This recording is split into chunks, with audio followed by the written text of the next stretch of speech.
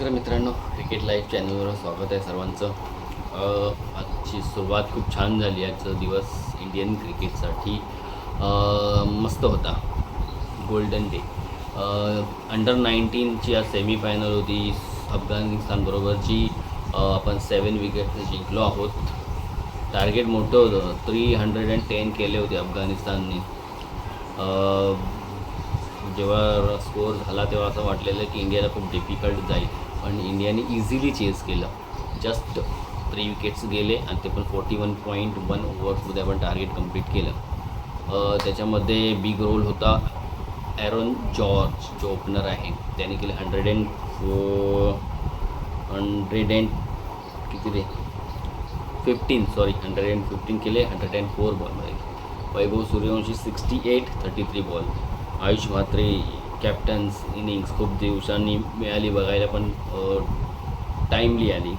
59 balls आणि Vihan 47 ball not out. Good win India. अफगाणिस्तानकडून पण दोघांनी सेंचुरी केले. फैजल आणि उझेर उल्ला या लोकांनी एकाने 110 केले, एकाने 101 केले. स्कोअर चांगला केलेला अफगाणिस्तानने, पण पिच बहुतेक हेल्पफुल नसेल स्पिनरला वगैरे, त्यामुळे इंडियाने इझिली चेस केलं. आता फायनल आहे इंडिया वर्सेस इंग्लंड. बघूया कोण जिंकतं. तसेच आज प्रॅक्टिस मॅच होती. T20 वर्ल्ड कपला सुरुवात होते 7 तारखेपासून. तर सध्या प्रॅक्टिस मॅच चालू आहे. इंडियाची आज होती साऊथ आफ्रिकेबरोबर DY पाटीलमध्ये प्रॅक्टिस मॅच असून पण म्हणजे ते साहजिकच होतं. 45,000 लोक बघायला आली होती आणि मजा आली त्या लोकांना बघायला, कारण इंडियाने 240 केले रन्स 20 ओव्हर्समध्ये आणि सगळ्यांना बॅटिंग मिळाली. आज ईशान किशनने 50 केले, रिटायर हर्ट झाला. अभिषेक शर्माने 24 केले, ते रिटायर हर्ट. तिलक 45 केले 19 ball after injury. Good comeback. Suryakumar Yadav 16 ball. अक्षर 23 बॉल आणि हार्दिक पांड्या 10 बॉल्स. तर सगळ्यांचं कॉन्ट्रीब्युशन होतं छोटं आणि त्यामुळे स्कोअर 340 झाला. ह्यांच्याकडून साऊथ आफ्रिकेने स्टार्ट चांगली केली. मार्क्रम तो पण रिटायर हर्ट झाला, त्यांनी पण काहीतरी 30 केले 20 बॉल्समध्ये वगैरे. आणखीन रिकल्टन चांगला खेळत होता, 44 केले. बाकीमध्ये विकेट गेल्या त्यांच्या. स्टब्सने काय लास्टला येऊन 48 केले. मार्को यान्सन जो हेडप्रमाणेच इंडियाचं, हा पण एक हेड डुकी खेळतोच इंडियाच्या, 31 केले 16 बॉल. पण याच्यापेक्षा कॉन्ट्रीब्युशन होतं कोणाचं, त्यामुळे 30 रन्सने इंडिया विन झाला. बॉलिंगमध्ये इंडियाने सगळ्यांना चान्स दिला. 9 बॉल यूज केले. सूर्यकुमारने, अर्शदीप, हार्दिक, हर्षित राणा, अक्षर, अरुण, कुलदीप, अभिषेक आणि तिलक वर्मा सगळ्यांना बॉलिंग मिळाली. फक्त रिंकू आणि स्वतः सूर्यकुमारने टाकले नाही बॉलिंग. तर चांगलं बॉलिंगमध्ये पण सगळ्यांचं काम हे होतं. फक्त एक टेन्शनवाले हे आहे चिंता, जी कुलदीप यादव खूप रन लीक होतात त्याच्याकडून. आज विकेट तर मिळेल त्याला, पण रन्स भरपूर जातात आहे. सध्या त्याचा फॉर्म बॉलिंगमध्ये खूप चांगला असं दिसत नाही आहे, पण यायला पाहिजे. श्रीलंकेमध्ये चालेल तो, असं मला वाटतं. श्रीलंकेचे पिचेस त्याला सूट करतील. बघूया, तो जर आला फॉर्ममध्ये तर इंडियाची बॉलिंग स्ट्रॉंग आहे, ती अजून जास्त स्ट्रॉंग होईल. तिलक वर्मामुळे एक चांगलं हे इंडियाला पॉझिटिव्ह आहे. इंजुरीनंतर आला आणि चांगलं 45 रन्स 19 बॉलमध्ये. तर त्याचं फॉर्ममध्ये येणं खूप गरजेचं होतं. संजू सॅमसनचा फॉर्म खराब झाला, त्यामुळे तर त्याला चान्स मिळते प्लेईंग 11मध्ये की नाही बघायला पाहिजे. आणि मोठी न्यूज जी चालू आहे सध्या, पाकिस्तानने जे काय सध्या एक छोटीशी पुडी सोडली आहे की आम्ही इंडियाबरोबरची मॅच खेळणार नाही. त्याची अपडेट द्यायची झाली तर ICCने असं ठरवलं आहे, जोपर्यंत PCB यांच्याकडून मेल किंवा काही लिखित स्वरूपात काही येत नाही की आम्ही मॅच बॉयकॉट करतो आहे, तोपर्यंत ICC देखील काही त्यांच्याकडून रिप्लाय देणार नाही. असं काही काय बोलतात त्यांना, यूट्यूबर्स चॅनल जे असतात इंटरनॅशनल, इंडियन, आज तकवाले, त्यांच्याकडून अपडेट मिळालेली आहे. कारण ते ह्यांनी पाकिस्तानी सरकारने टाकलेलं आहे की आम्ही इंडियाबरोबरची मॅच खेळणार नाही करून. पण PCB जी क्रिकेटची त्यांची बॉडी आहे, जशी आपली BCCI त्यांच्याकडून काही आलेलं नाही ICCला लिखित. त्याच्यामुळे ICCने असा निर्णय घेतला आहे. ICC पण कधी कधी अतरंगीपणा करते. जेव्हा ट्विट केलं होतं पाकिस्तान बोर्डने किंवा कुठलं सरकारने, तेव्हा मग ICCने त्यांना ते रिप्लाय नाही करायला पाहिजे की तुम्ही म्हणजे त्यांनी ह्यांना लिहिलेलं म्हणजे PCBला, पाकिस्तान क्रिकेट बोर्डला, की तुम्ही जर असं करणार असाल तर तुम्हाला त्याचे रिझन द्यावे लागतील, त्याचे काय परिणाम होतील जे तुम्हाला भोगावे लागतील वगैरे, तर तुम्ही विचार करून उत्तर द्या वगैरे. हे पण मग त्यावेळी ICCने रिप्लाय नाही करायला पाहिजे. जर ते आता सांगतं ते आम्हाला PCBकडून काय आलं नाही, तर मग तेव्हा पण PCBने काय टाकलं ना, त्यांनी रिपोस्ट केली होती, पण त्यांनी काय असं डायरेक्टली हे नाही केलेलं की आम्ही ICCला हे नाही केलं की आम्ही नाही खेळणार वगैरे. फक्त त्यांचं एक सरकारने जे सांगितलं आहे ते त्यांनी रिपोस्ट केलं होतं. तर बघू आता हा जो पेच प्रसंग आहे तो कुठपर्यंत जातो आहे. याच्यात काय माहिती आहे, पाकिस्तान आता पेटलेलं आहे. त्यांना असं वाटतं की आपण खूप काहीतरी मोठं केलं आहे आणि ते जे काही नुकसान होणार आहे पैशाचं, त्याच्यामुळे ICC BCCI हे लोक सगळे प्रेशरमध्ये येऊन आपल्याला थोडंसं पॅम्परिंग करेल असं त्यांना वाटते किंवा त्याच्या टर्म्स काही मान्य होतील. पण ICC पण तेवढ्याच ह्याच्यात दिसते की जर पाकिस्तानने डिक्लेअर नाही केली PCBने की आम्ही हे करतो, तर ते पण वाट बघणार आणि जर त्या दिवशी मॅचला आले नाही तर त्यांना नेक्स्ट डेपासून वर्ल्ड कपमधून बाहेर करणार असं समजते. आणि पाकिस्ताननी जर तोपर्यंत जर कळवलं की आम्ही खरोखर खेळणार, तर त्यांना व्हॅलिड रिझन द्यावं लागणार. आणि रिझन सरकार म्हणजे सांगू शकते की जसं आपलं इंडियन सरकार पण सांगतं पाकिस्तानमध्ये जाऊन नाही खेळू शकणार, आम्ही नाही खेळू शकत, आमची टीम पाकिस्तानमध्ये. तसं त्या लोकांनी पण टास्क घेतलं की आम्ही पण इंडियामध्ये टीम पाठवणार नाही, तर न्यूट्रल व्हेन्यूवर मॅच होते. मग श्रीलंकेमध्ये तर तुम्हाला थ्रेट नाही आहे कसलंच, मग तुम्ही काय रिझन देता की तुम्ही बांगलादेशला सपोर्ट करताय म्हणून बाहेर आहे, पण ते व्हॅलिड नाही होत. तर बांगलादेश स्वतःच आता गप्प बसला आहे आणि ते त्यांच्यासाठी लढतील ना. तुम्हाला कोणी त्यांचं वकिलीपत्र घ्यायला सांगितले, त्याच्यामुळे ते पण म्हणजे असं ॲज अ लिगली तो पॉईंट व्हॅलिड नाही आहे. जर तुम्ही त्यांच्यासाठी लढत असाल की त्यांना नाही घेतलं म्हणून आम्ही असं करतो आहे असं त्यांचं म्हणणं आहे. आणि ते काय नाही, फक्त त्यांना मोहसिन नक्वी जो आहे ते जे एशिया कपमध्ये झालं, आपण हँडशेक केलं नाही, ट्रॉफी घेतली नाही, त्याचाच तो फक्त त्याला इगो आहे आणि त्याचा तो राग काढण्याचा प्रयत्न करतो आहे, बस एवढंच आहे, सिम्पल.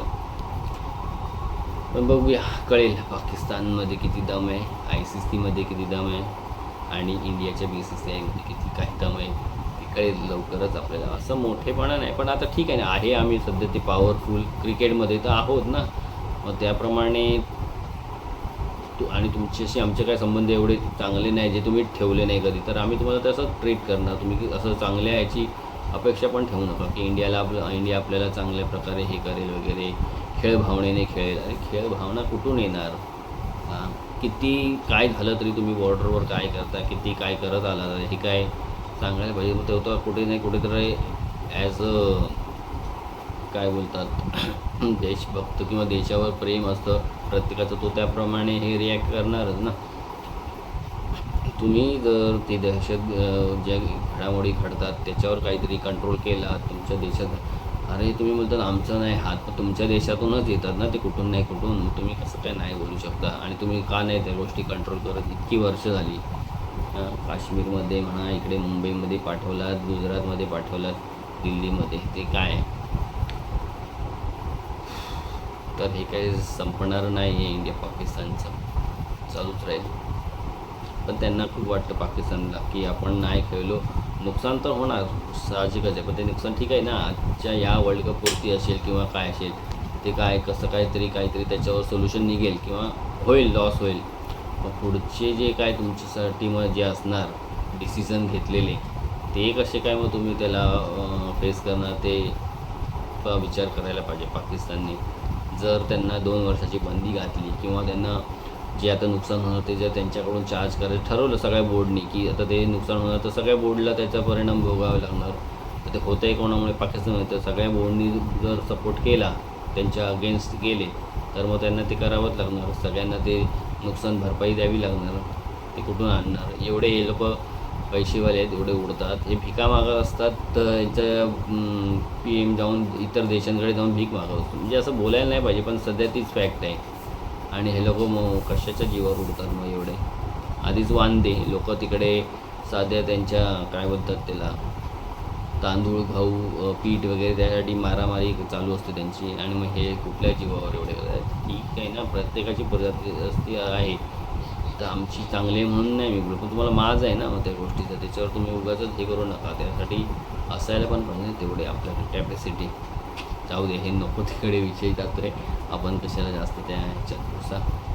पण काय होतं तर बघूया. येणाऱ्या 4-5 दिवसात कळेलच पाकिस्तान खरोखर मॅच बॉयकॉट करते आहे की खेळते आहे. मला वाटतं खेळतील ते, लास्ट ह्याला चेंज करतील. बघूया. तर मित्रांनो, व्हिडिओ आवडला तर लाईक करा, शेअर करा आणि सबस्क्राईब करा. आणि हां, एक होती गोष्ट, आता वर्ल्ड कप चालू होत आहे, तर प्रत्येक टीममध्ये 2, 3, 4, 5 असे इम्पॅक्टफुल प्लेयर असतात. इम्पॅक्टफुल प्लेयर म्हणजे ज्यांच्या इनिंग्स बॉलिंग स्पेलने पूर्ण मॅचवर इम्पॅक्ट पडू शकतो असा प्लेयर टीममध्ये असतात. म्हणजे स्पेशल प्लेयर, मॅच विनर. तसं जर प्रत्येक टीममधून काढायचं झालंच तर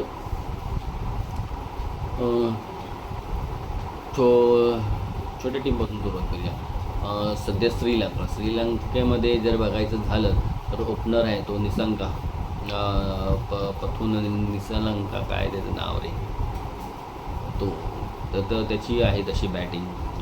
परत तो कुशल मेंडिस पण त्या बऱ्यापैकी बॅटिंग आहे त्याची. बॉलिंगमध्ये हा सरंगा आणि तो दुसरा फास्टरचं नाव काय, चमीरा. तर हे 3 ते 4 प्लेयर आहेत श्रीलंकेकडून जे मॅच कधीही सिंगल हँडेडली जिंकवू शकतात. दुसरं वेस्ट इंडिज तर खतरनाक, त्यांचं कोण कधी काहीही करेल. त्यातल्या त्यात हॅटमायर आहे, शाय होप आहे, होल्डर आहे, आणि स्पिनिंगमध्ये अखिला हुसेन. तर इंडियामध्ये मॅचेस आहे म्हणून बोललो मी. तर हे आहेत इम्पॅक्टफुल. तसे कमीच आहे, पहिले किती असायचे, रसल, सुनील नारायण, पोलार्ड गेल, पण आता सगळे रिटायर झाले. त्याच्यानंतर न्यूझीलंड एक जबरदस्त टीम आहे. त्यांच्यामध्ये ओपनर असतो फिल ॲलनला पण बघितलं लास्ट इनिंगमध्ये, सायफर्ट, फिलिप्स, परत सॅटनर बॉलिंगमध्ये. बॅटिंगमध्ये पण हे करू शकतो तो, डफी बॉलिंगमध्ये. बरं हेनरी पण आहे, त्याची पण छान बॉलिंग आहे. ब्रेसवेल फिट आहे की नाही माहिती नाही. तर आहेत 4-5 प्लेयर आहेत न्यूझीलंडचे सुद्धा. चॅपमन पण तो बऱ्यापैकी मस्त बॅटिंग आहे त्याची पण. डॅरेल मिचेल आहे. त्याच्यानंतर इंग्लंडचं सध्या जरा फॉर्म त्याचा खराब दिसतो आहे. तरी त्यातले जॉश बटलर, सॅम करन बॅटिंगमध्ये, बॉलिंगमध्ये हॅरी ब्रुक्स कॅप्टन पण आहे, मस्त हिटिंग करतो. बॉलिंग आदिल रशीद सोडलं तर दुसरं एवढं कोण बॉलर त्यांचा वाटत नाही. बॉलिंगमध्ये जरा वीकच आहे इंग्लंड. त्यांच्याकडे पण 4-5 प्लेयर आहेत इम्पॅक्टफुल. परत साऊथ आफ्रिका टफ टीम. मला खूप टफ वाटते साऊथ आफ्रिका आणि न्यूझीलंड. साऊथ आफ्रिकेमध्ये मार्क्रम आहे, डिकॉकचा खतरनाक फॉर्म आहे. बापरे, तो रिटायरमेंटनंतर परत आला आहे, पण फॉर्म जबरदस्त घेऊन आला आहे. रिकल्टन आज काय खेळला आहे तो, कारण हे इंडियामध्ये जास्त खेळतात. IPL म्हणा, यांच्या टूअर पण होत असतात, त्यामुळे त्यांना इंडियन पिचेसचा बऱ्यापैकी अंदाज आहे. Miller, Marco Jansen, Rabada. स्पिनरमध्ये केशव महाराजा. तर असे आहेत स्टब.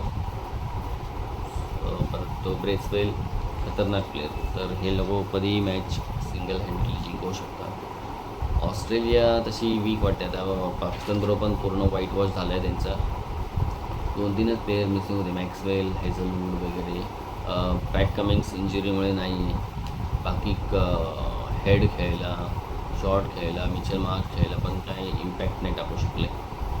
तर हेड एक आहे प्लेयर असा जो मॅक्सवेल आहे, बॉलिंगमध्ये झॅम्पा आहे, हेझलवूड आहे. तर 4 प्लेयर आहेत ऑस्ट्रेलियाचे पण इम्पॅक्टफुल.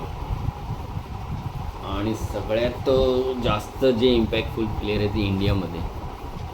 खतरनाक टीम आहे इंडियाची सध्याची. अभिषेक शर्माचं नाव घेतलं तर सगळ्यांना माहिती आहे काय करू शकतो.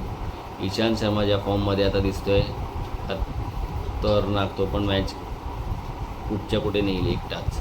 सूर्यकुमार यादव फॉर्ममध्ये आला आहे आणि त्याचा जो रेकॉर्ड आहे, हिस्ट्री एक आहे, त्याची स्टाईल आहे 360. तिलक वर्मा चांगल्या बऱ्यापैकी फॉर्ममध्ये मॅच विनर आहे. हार्दिक पांड्या तर बॅटिंग बॉलिंग दोन्हीमध्ये पण आहे. रिंकू सिंग आहे,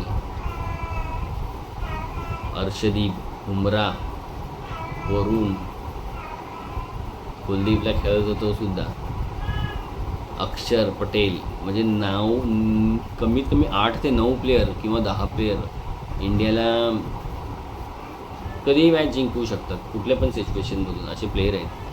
तर म्हणूनच इंडियाला खूप मोस्ट फेवरेट समजलं जातं या वर्ल्ड कपसाठी. कारण टीममध्ये प्लेयरच असे आहेत, बॅट्समन आहे जे बॅटिंगच्या आपल्या अशी ॲबिलिटी आहे ती कधी मॅच किंवा असा स्कोअर करू शकतात की समोरची टीम नाहीच करू शकत.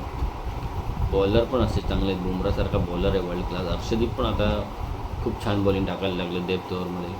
हार्दिक पांड्यासारखा ऑलराऊंडर कुठल्या टीमला पाहिजे असणार किंवा लोक प्रेस करत असेल की असा ऑलराऊंडर आम्हाला पण मिळावा.